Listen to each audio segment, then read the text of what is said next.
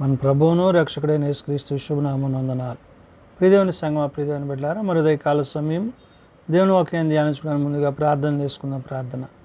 కృపగల తండ్రి, దయగల మయస్యాన్ని బంగారు పాదాలకు లేఖలైన వందనాలు, స్తుతులు, స్తోత్రములు. గతించిన రాత్రి అంతా నీ రేఖల చాటున కాచి కాపాడి సంరక్షించిందేవా. హృదయకాల సమయం సజ్జులు ఎక్కడ చేరి ప్రార్థించండిగా వాక్యమైన దేవుడు వాక్యం ద్వారా నాతో మాతో మాట్లాడి మీరే మహిమ ఘనత ప్రభావాలు పొందమని యేసునామమున అడుగుచున్నాం తండ్రి, ఆమేన్. ప్రియదేవుని సంగమ, ప్రియదేవుని బిడ్డలను ఎడదమకు ఏర్పాటు చేయన దేవుని వాక్య భాగము అపోస్తులైన పౌలు కొరింథీయులకు రాసిన 2వ పత్రిక 11వ అధ్యాయము 21 నుంచి 25 వచనాలు ధ్యానం చేసుకుందాము. అపోస్తులైన పౌలు కొరింథీయులకు రాసిన 2వ పత్రిక 11వ అధ్యాయము 21 నుంచి 25 వచనములు ఈ విధంగా రాయబడి ఉన్నవి. మేము బలహీనులమై ఉన్నట్లు అవమానముగా మాట్లాడుచున్నాను. ఏ విషయమందు ఎవడైనా ధైర్యము కలిగి ఉన్నాడో ఆ విషయమందు నేను కూడా ధైర్యము కలిగిన వాడను. అవేకముగా మాట్లాడుచున్నాము సుమా అంటున్నాడు. పౌలు దేవుని యొక్క చిత్తాన్ని, దేవుని ఉద్దేశాన్ని ఎరిగినవాడై శ్రమానుభవముతో కూడిన పరిచర్య కొనసాగించువాడు. అంటే తాను దేవుని కొరకు, దేవుని యొక్క రాజ్య సువార్త కొరకు ఎన్ని శ్రమలు అనుభవించవలసి ఉన్నదో, ఎన్ని కష్టాలు అనుభవించవలసి ఉన్నదో దేవుడు ముందుగానే తెలియజేశాడు. ఇతడు నా కొరకు ఏర్పరచుకున్న సాధనమై ఉన్నాడని పౌలుని గురించి ప్రభు చెప్పాడు. అంటే ప్రభు పరిచర్యలో, ప్రభు సేవలో తాను ఒక ఉన్నతమైన స్థితిని కలిగిన వాడై ఉన్నాడు పౌలు. కాబట్టి ఇక్కడ మాట్లాడుతున్నాడు, మేము బలహీనులమై ఉన్నట్లు అవమానముగా మాట్లాడుచున్నాను అంటున్నాడు. అంటే ఏ బలహీనత? ఈ లోకానుసారంగా వ్యక్తులతో, మనుష్యులతో సాంగత్యాన్ని కాదు, కానీ తాను దేవుని యందు బలవంతుడై లోకమందు బలహీనుడై ఉన్నాడు. శరీరాశలను, ఇహ సంబంధమైన వాటిని విడిచిపెట్టిన వాడిగా ఆత్మయందు నిలిచిన వాడై ఉండి తాను ఇతరులను ఎదురించువాడిగా కాక, అంటే ప్రభు ప్రేమలో నిలిచిన వాడై ఉన్న తాను తన యొక్క స్థితిని గుర్తు చేస్తున్నాడు. మేము బలహీనులమై ఉన్నట్లు అవమానముగా మాట్లాడుచున్నాను అంటున్నాడు. ఈ బలహీనత తాను తన యొక్క స్థితిగతులను గురించి, తన యొక్క విశ్వాస జీవితంలో దేవుడు తన పట్ల చేయు కార్యాలను గురించి ఈ విధంగా తనంటూ, ఏ విషయమందు ఎవడైనాను ధైర్యము కలిగి ఉన్నాడో ఆ విషయమందు నేను కూడా ధైర్యము కలిగిన వాడను. అవివేకముగా మాట్లాడుచున్నాను సుమయ్య అంటున్నాడు. అంటే ధైర్యము దేవుని యొద్ద నుండి వచ్చేది, మనుష్యుల నుండి కాలేదు, ఇతరుల నుంచి కాలేదు. కానీ దైవ శక్తి చేత, దైవ భయము చేత, దేవుని యందు భయభక్తులు గలవాడుగా దేవుని చిత్తాన్ని జరిగించవలసి ఉన్నది. కాబట్టి ఆ చిత్తానికి లోబడి ఈ లోకమందు వేరుపరచబడ్డవాడై ఉన్నాడు. కాబట్టి ఇక్కడ అంటున్నాడు, ఏ విషయమందు ఎవడైనా ధైర్యము కలిగి ఉన్నాడో ఆ విషయమందు నేను కూడా ధైర్యము కలిగిన వాడను అంటున్నాడు. అంటే వ్యక్తిగతంగా బలవంతుడిగా, శక్తిమంతుడిగా, ధైర్యవంతుడిగా తాను ఉన్నప్పటికీ దానివల్ల ఏమాత్రము ప్రయోజనం కాదనే విషయాన్ని గుర్తు చేసి అవివేకముగా మాట్లాడుచున్నాను స్వామి అంటున్నాడు. అంటే ప్రభు కొరకు, ప్రభు యొక్క పని కొరకు సమస్తాన్ని తగ్గించుకున్నవాడై కేవలము దేవుని చిత్తాన్ని, దేవుని యొక్క ఉద్దేశాన్ని, క్రీస్తు కొరకు తాను శ్రమానుభవమును కలిగిన వాడై ఈ మాటను ఉద్దేశిస్తూ ఎవరెవరు వారి వారి యొక్క స్థితిగతులు, వారి ప్రవర్తన విధానాలు వారు ఉంటున్నారో గుర్తు చేస్తూ, వారు హెబ్రీలా, నేను హెబ్రీయుడని, వారు ఇశ్రాయేలీలా, నేను ఇశ్రాయేలీయుడనే. వారు అబ్రహాము సంతానమా, నేనును అట్టివాడనే అంటున్నాడు. అంటే ఎవరికి ఏ విధంగా హెబ్రీయులకి హెబ్రీయుడిగా ఉంటున్నాడు, ఇశ్రాయేలీయులకి ఇశ్రాయేలీయులుగా ఉంటున్నాడు. మరి దేవుని బిడ్డలైన వారి ఎడల విశ్వాసమునొక్క కర్తయు దాన్ని కొనసాగించువాడైన క్రీస్తునందు తాను పూర్తి బాధ్యత కలిగిన వాడిగా అబ్రహాము యొక్క ఉద్దేశాన్ని కూడా గుర్తు చేశాడు. వారు అబ్రహాము సంతానమా, నేను అట్టివాడనే అంటున్నాడు. అంటే విశ్వాసులకు తండ్రి అయిన అబ్రహామును కూడా గుర్తు చేసుకున్నాడు.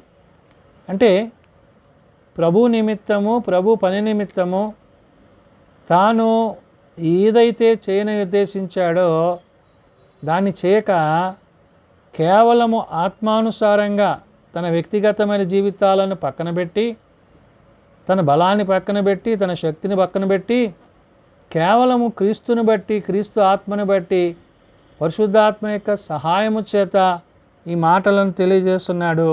వారి హెబ్రీయులా, నేను హెబ్రీయుడనే. వారు ఇశ్రాయేలీయులా, నేను ఇశ్రాయేలీయుడనే.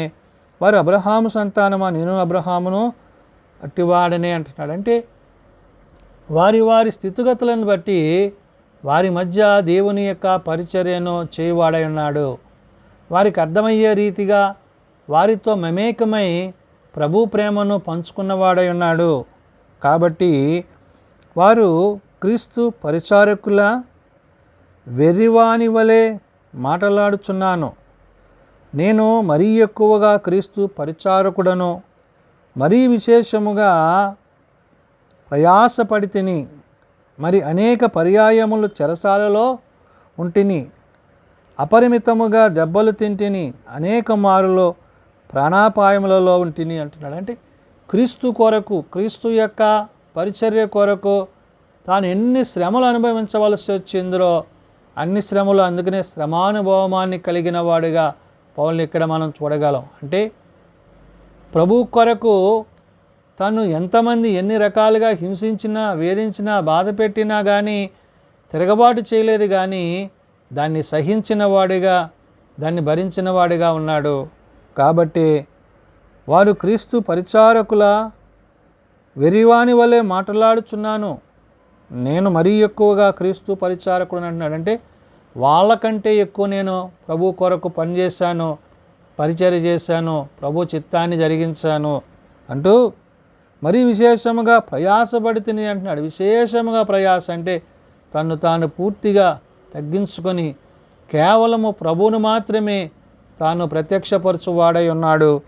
కాబట్టి మరి అనేక పర్యాయములు చెరసాలలో ఉంటుంది అంటున్నాడు. అంటే క్రీస్తు కొరకు వారి నిందించి, హింసించి, బంధించినప్పుడు అనేకసార్లు చెరసాలలో వేయబడిన వాడిగా తాను దేవుని యొక్క ఆత్మచేత ఇహమందు కలుగు శ్రమలన్నిటినీ అనుభవించిన వాడనై ఉన్నానే విషయాన్ని చెప్తూ, మరియు అనేక పర్యాయములు చెరసాల్లో ఉంటిని, అపరిమితముగా దెబ్బలు తింటిని అంటారు. అనేక సార్లు తన ఇష్టానుసారంగా కొట్టి, హింసించి, దూషించి బాధ పెట్టారు.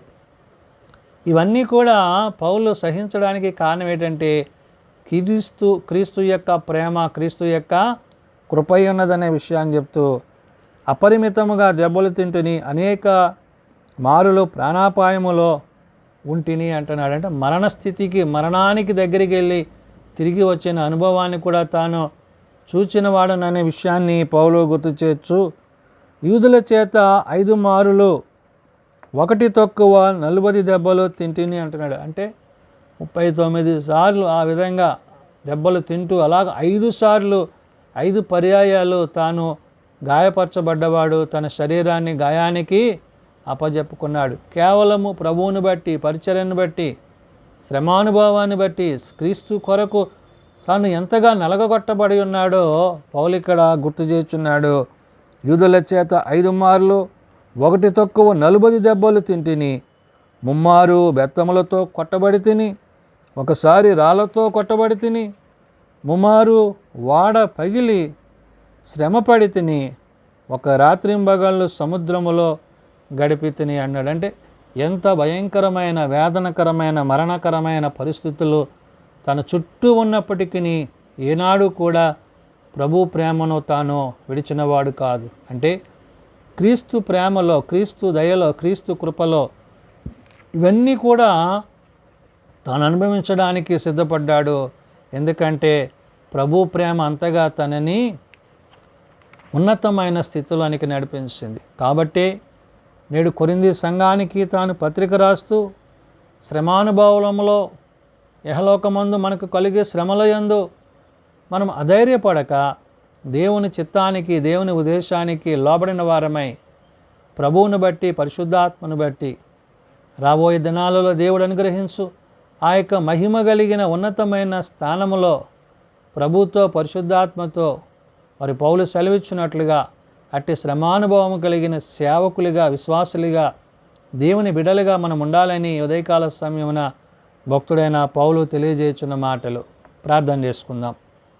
ప్రేమ నమ్మకం కలిగిన మా తండ్రి, కృప కలిగిన దేవ, అవును నాయన, నీ కొరకు ఎన్ని శ్రమలు అనుభవించవలసినదో అన్ని శ్రమలు అనుభవించిన నీ సేవకుడైన పౌలును బట్టి, తాను పొందిన గాయములను బట్టి, తాను ఎదుర్కొన్న నిందలను బట్టి, చెరసాలలో వేయబట్ట, దూషింపబట్ట, అయా కొరడాతో కొట్టబడుట, ఇవన్నీ కూడా నాయన తాను సహించడానికి, ధరించడానికి, భరించడానికి నీవు అనుగ్రహించిన కృపయే కారణము. కాబట్టి నాయన, నీ కుమారుని పట్ల నీవు చూపిన ప్రేమ, ఆనాడు నీ కుమారుని కొరకు ఎలాగైతే మా కొరకు తండ్రి ఈ లోకానికి పంపించి ఆయన ద్వారా మాకు ఈ యొక్క నిత్యజీవాన్ని, నిత్యరక్షణ అనుగ్రహించి ఉన్నారు. నీ కుమారుని బట్టి, నీ కుమారుని యొక్క చిత్తాన్ని బట్టి నేడు అపోస్తులుగా పిలువబడుతున్న పౌలు తన పరిచర్యలో అంతగా శ్రమానుభవం పొందినవాడే మాకు మాదిరిగా తాను ఉన్నాడు. కాబట్టి నాయన, నిన్ను బట్టి, నీ మాటను బట్టి, నీ పరిచర్యను బట్టి ఇహమందు కలుగు శ్రమలను సహించుటకు నీ శక్తిని, నీ బలాన్ని నీ బిడలందరికీ దయచేయండి. అయా, శ్రమలను సహించి విశ్వాసములో కొనసాగుటకు కావలసిన నీతి కిరీటాన్ని పొందుకునే కృపను మా అందరికీ దయచేయండి. బలహీనలను బలపరచండి, రోగులను స్వస్థపరచండి, హాస్పిటల్స్ వద్ద ఇండ్ల వద్ద ఉన్న వారిని ముట్టి లేవనెత్తండి. తమ చిన్న బిడ్డలను అయా జ్ఞాపకం చేసుకోండి. వారి వ్యాధి బాధల నుండి వారికి పూర్తి ఆరోగ్య బలాలు దయచేయండి. ప్రభువా, ఏ ఒక్కరూ నశించక అంతటి అందరూ మారు మనసు కలిగి పాపక్షమాపణ కలిగి నీ నిత్యరాజ్యంలో చేరగలిగిన కృప దయచేయండి. దీని సేవలో, పరిచర్యలో నీ సన్నిధి, నీ తోడ్పాటు, నీ తోడు దేవుని మాకు దయచేయమని, మీరు అక్కడికే మమ్మల్ని సిద్ధపరచమని, సమస్త మహిమ, ఘనత, ప్రభావాలు మీరే పొందుకొనమని యేసునామమున అడుగుచున్నాము తండ్రి. ఆమెన్. పరలోకమందున్న మా తండ్రి, నీ నామం పరిశుద్ధపరచబడుగాక, నీ రాజ్యం వచ్చుగాక, నీ చిత్తం పరలోకమందు నెరవేర్చినట్లు భూమి మీద నెరవేరుగాక. మానదిన నేడు మాకు దయచేయము. మరల అపరాధం చేసిన వారిని మేము క్షమించి ఉన్న ప్రకారం మా అపరాధములను క్షమించుము. శోధనలో ఏకాదశులను తప్పించుము. రాజ్యము, శక్తి, మహిమ నిరంతరము నీవే అన్నావు తండ్రి. ఆమెన్. మన పరమ తండ్రి అయిన దేవుని ప్రేమ, ప్రభు అయిన యేసుక్రీస్తు కృప, పరిశుద్ధాత్మ నిత్య సహాయము నిరంతరము సదా తోడయండి సంరక్షించునుగాక. ఆమెన్.